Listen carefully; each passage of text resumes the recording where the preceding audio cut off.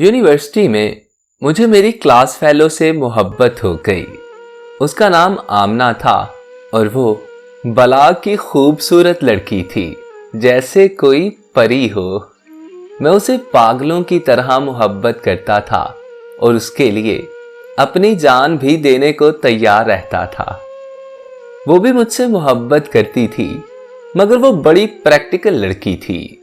वो मेरी बेइंतहा मोहब्बत को देखकर खुश नहीं होती थी, बल्कि डर जाती थी। वो कहती थी कि मोहब्बत में इतना पागलपन अच्छा नहीं होता, लेकिन मैं कहता था कि वो मोहब्बत ही क्या जिसमें पागलपन न हो। उसकी खूबसूरती के चर्चे पूरी यूनिवर्सिटी में थे, जिसकी वजह से बहुत से लड़के उससे दोस्ती की ख्वाहिश रखते थे। इसलिए यूनिवर्सिटी के बहुत से लड़कों से मेरी अक्सर लड़ाई ही रहती थी। 2 साल गुजर चुके थे और मेरी मोहब्बत पहले से भी ज्यादा शिद्दत इख्तियार कर चुकी थी, लेकिन मैं इस बात से अनजान था कि वो मुझसे बेवफाई करेगी। मुझे किसी ने बताया कि आमना यूनिवर्सिटी के एक लड़के उस्मान से फोन पर बातें करती है और चोरी छुपे उस्मान से बाहर एक रेस्टोरेंट पर मिलती भी है। लेकिन मैंने उसकी बात का यकीन नहीं किया, क्योंकि मुझे आमना पर पूरा भरोसा था।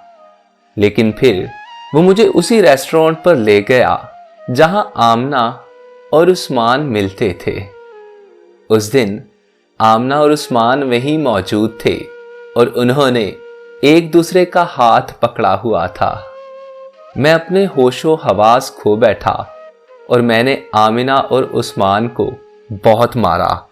वहां से मुझे पुलिस पकड़कर पुलिस स्टेशन ले गई और मुझ पर FIR कट गई।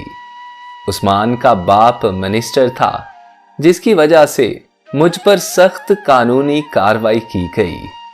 केस 3 महीनों तक चला और फिर माफी मांगने पर मुझे रिहाई मिल गई। घर वापस आया तो पता चला कि मुझे यूनिवर्सिटी से निकाल दिया गया है।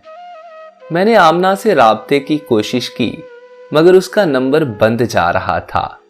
तो मैं यूनिवर्सिटी के बाहर खड़ा होकर उसके बाहर आने का इंतजार करने लगा। वो जैसे ही बाहर आई तो मुझे देखकर डर गई और वापस यूनिवर्सिटी के अंदर चली गई। और फिर थोड़ी देर बाद उस्मान के साथ बाहर आई और उसके साथ गाड़ी में बैठकर चली गई।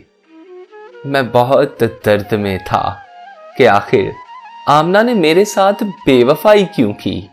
मुझे हर हाल में जानना था कि आखिर उसने ऐसा क्यों किया।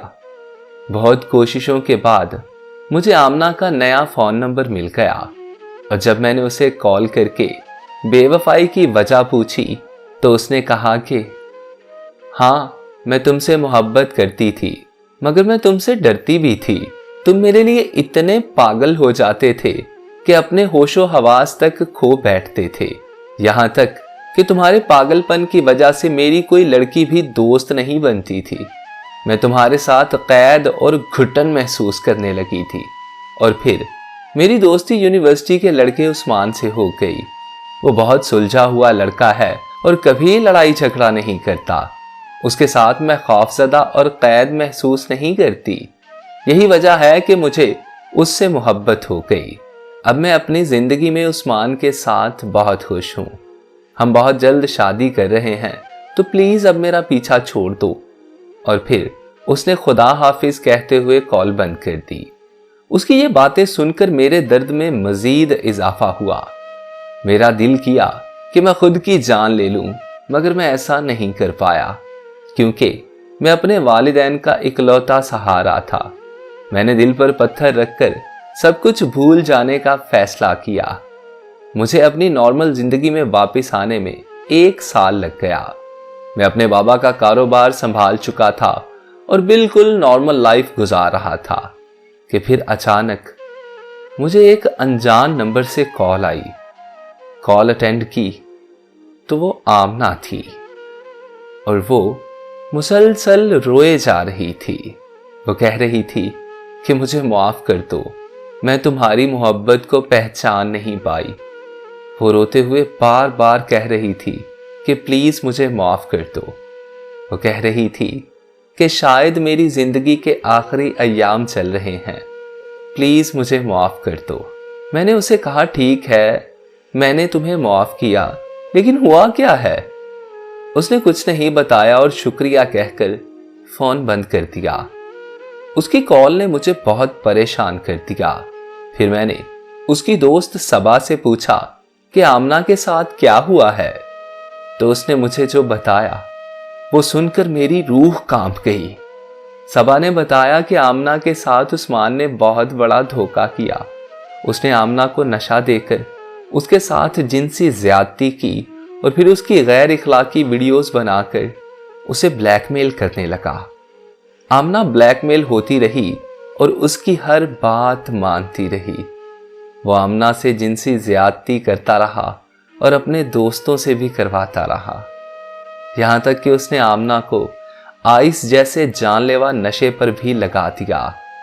آمنہ کے ساتھ اس نے ہر ظلم اور ہر زیادتی کی اور آمنہ سہتی رہی، کیونکہ وہ اس کے جال میں بری طرح پھنس چکی تھی۔ آمنہ کے ساتھ جب یہ سب ہونا شروع ہوا تو اسے تمہاری محبت کا احساس ہوا۔ اسے احساس ہوا کہ وہ جسے تمہارا پاگل پن سمجھتی تھی وہ دراصل تمہاری سچی محبت تھی۔ اسے احساس ہوا کہ وہ جسے قید سمجھتی تھی وہ ایک حفاظتی دائرہ تھا، جس دائرے کی وجہ سے وہ دنیا کے حیوانوں سے محفوظ تھی۔ وہ تمہیں اور تمہاری محبت کو یاد کر کے بہت روتی تھی، کہتی تھی کہ کاش میں بے وفائی نہ کرتی تو آج زندگی عذاب نہ ہوتی۔ وہ تم سے رابطہ کرنا چاہتی تھی مگر شرمندہ تھی۔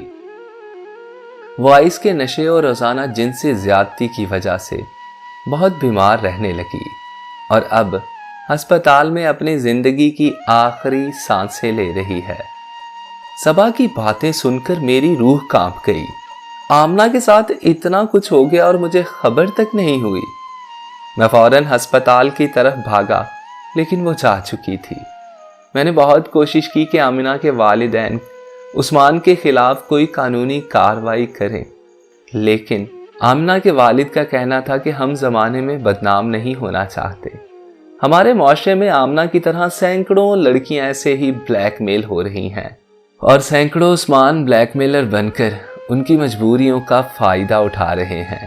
سینکڑوں لڑکیاں ایسے حیوانوں کی بلیک میلنگ سے تنگ آ کر خودکشی بھی کر چکی ہیں، اور ان لڑکیوں کی خودکشی کی وجہ آج تک کسی کو پتہ نہیں چل سکی، اور کچھ کے گھر والوں کو پتہ ہونے کے باوجود وہ خاموش رہے، کیونکہ وہ معاشرے میں بدنام ہونے سے ڈرتے ہیں۔ میری نصیحت ہے کہ اگر کوئی بھی لڑکی کسی حیوان سے بلیک میل ہو رہی ہے تو وہ پولیس میں شکایت کرے اور ان کے خلاف ہر ممکنہ کارروائی کرے۔ یقین مانیے، ایسا کرنا بلیک میل ہونے سے کم دردناک ہے۔